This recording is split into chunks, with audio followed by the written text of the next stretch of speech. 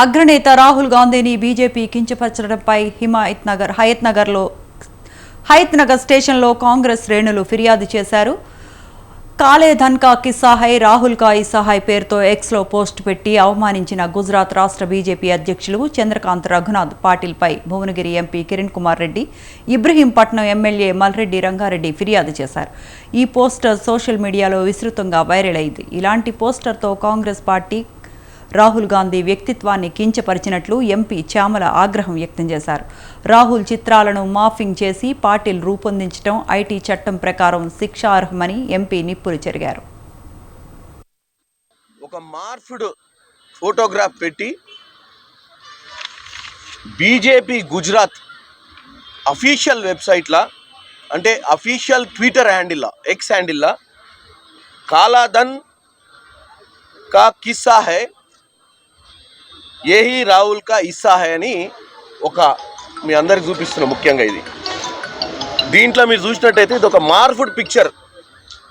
రాహుల్ గాంధీ గారి చేతిలో కొంత డబ్బు పెట్టి ఒక మార్ఫ్డ్ పిక్చర్ని భారతదేశంలో కాంగ్రెస్ పార్టీపై దుష్ప్రచారం చేసే దిశగా బీజేపీ నరేంద్ర మోడీ గారి సొంత రాష్ట్రము గుజరాత్లో ఈ యొక్క కార్యక్రమాన్ని ఇంత దారుణంగా, మేము 5 నిమిషాలు అదానీ గురించి మాట్లాడదాం.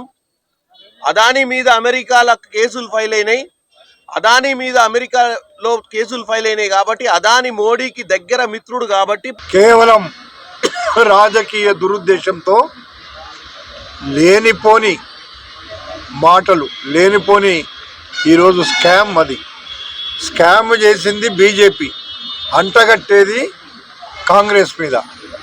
అంటే వీళ్ళకి ఎంత దొంగ బుద్ధులు ఉన్నాయో అర్థం చేసుకోండి. ఏ ఎంపీ అన్న డబ్బులు తీసుకుపోయి ఆడబెట్టుకొని కూర్చుంటాడా? ఇది కేవలం వీళ్ళు ఆడుతున్నటువంటి నాటకము. ఈ నాటకాన్ని, బూటకాన్ని ప్రజలు అర్థం చేసుకున్నారు. ప్రజలకు పూర్తిగా తెలుసు. రాహుల్ గాంధీ ఇప్పుడు ఈ డ్రెస్లు ఉన్నాడా అసెంబ్లీలో, పార్లమెంట్లో, ఎక్కడన్నా పార్లమెంట్లో ఉన్నాడా? ఆయన మంచిగా టీషర్ట్ వేసుకొని పోతున్నాడు. ఎందుకు అన్ని బట్టబాజీ లెక్కలు చేస్తున్నారు మీరు? అందుకే మేము ఈరోజు వాళ్ళ మీద వీళ్ళు చేస్తున్నటువంటి చీటింగ్ను, వీళ్ళు చేస్తున్నటువంటి దుష్ప్రచారాన్ని వాళ్లకు తిప్పి కొట్టడానికే ఈరోజు ఈ కార్యక్రమాన్ని పెట్టుకున్నాం. ఇది మా ఎంపీ గారు మొన్న హౌస్లో కూడా నిన్ననే చెప్తుంటేనే నేను అనుకున్నా,